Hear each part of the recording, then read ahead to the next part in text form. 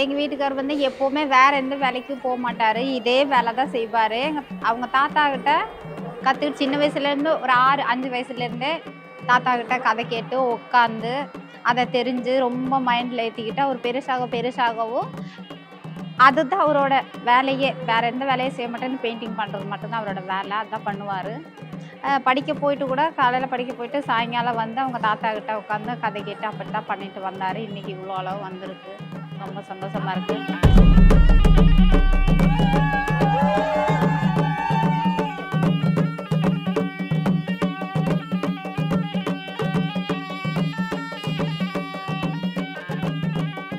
உலக தாய்மொழி தினம்ன்ட்டு உலகத்தில் இருக்கிற மக்கள் எல்லாம் அவங்க தாய்மொழி தினத்தை கொண்டாடுறாங்க. இப்போ வந்துட்டு நாங்கள் பழங்குடி மக்களாக இன்றைக்கி எங்களுக்கு அவ்வளோ முக்கியத்துவம் கொடுத்து பழங்குடி தினத்தை வந்து கொண்டாடிட்டுருக்கோம். பழங்குடி ஐயா ஆளு குறும்பர் இருக்காங்களா, அவங்க இனத்தில் ஒருத்தர் வந்து அவருடைய பாரம்பரிய ஓவியத்தை வரைஞ்சிட்டு இருந்தார். அவர் வந்து ஒரு ஆர்டிஷன் விட ரொம்ப திறமையாக வரைஞ்சி அவருடைய பாரம்பரியத்தை வெளிப்படுத்துறது, எழுத்து விட அவருடைய ஓவிய வடிவத்து மூலம் வெளிப்படுத்தியிருந்தாங்க. அவருக்கு பத்மஸ்ரீ விருது கிடச்சிருக்கு. அது வந்து நம்ம பழங்குடி மக்களுக்கே ரொம்ப பெருமை தரக்கூடிய விஷயமா இருக்குது. இந்த கதை நமக்கு சொல்கிறது ஒரு கதையா அல்லது ஒரு குறிப்பிட்ட சமூகம் உலகத்தை எப்படி பார்த்தது என்கிற விஷயத்தையா?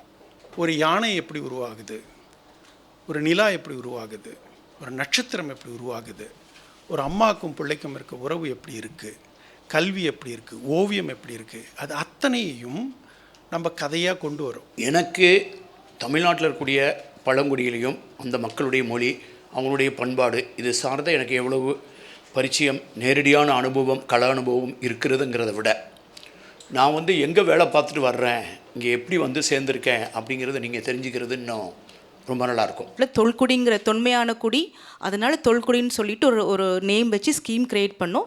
இந்த ஸ்கீமுக்கு வந்து வருஷம் 200 கோடி வந்து இருக்கிறாங்க. அது வந்து எவ்ரி இயர் இன்க்ரீஸ் ஆகிட்டே போகிற மாதிரி இருக்கும். ஸோ இந்த ஸ்கீமை நாங்கள் டிசைன் பண்ணும்போது இவ்வளோ பர்சன்டேஜ் வந்து இன்ஃப்ராஸ்ட்ரக்சருக்கு, ஸோ பழங்குடியினர்களுக்கான அவங்களுக்கான தேவைகளுக்கான வீட்டு வசதியாக இருக்கலாம், ரோடாக இருக்கலாம், ஹாஸ்பிட்டல்ஸ் அது மாதிரி ஒன்று பண்ணியிருந்தோம். இன்னொன்று முக்கியமானது வந்து அவங்க லைவ்லிஹுட், வாழ்வாதாரத்துக்கு நிறைய பண்ணியிருந்தோம். இது தவிர்த்து என்ன ஃபீல் பண்ணினோன்னா அவங்களுடைய கலாச்சாரம், கலை நிறைய இருக்குது. அதை வந்து நம்ம வந்து ஆவணப்படுத்தணும்னு சொல்லி தான் நம்ம முதல்ல ஆரம்பித்தோம்.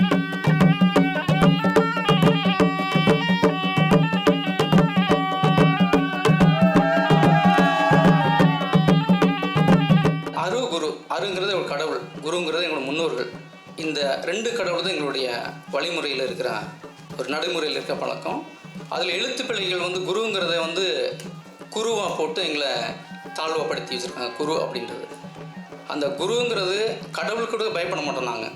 அதாவது எந்த கடவுள் இருந்தாலும் கடவுள் கூட எங்கள் மக்கள், எங்கள் முன்னோர்கள் பயப்பட்டதில்லை. ஆனால் அந்த குருங்கிற முன்னோர்களுக்கு மட்டும்தான் அதிக பயப்படுவாங்க. ஏன்னா ஒரு சின்ன தவறு பண்ணால் கூட அந்த குருங்கிறவங்க வந்து உடனே கண்டிப்பாங்க, காணிச்சு கொடுப்பாங்க.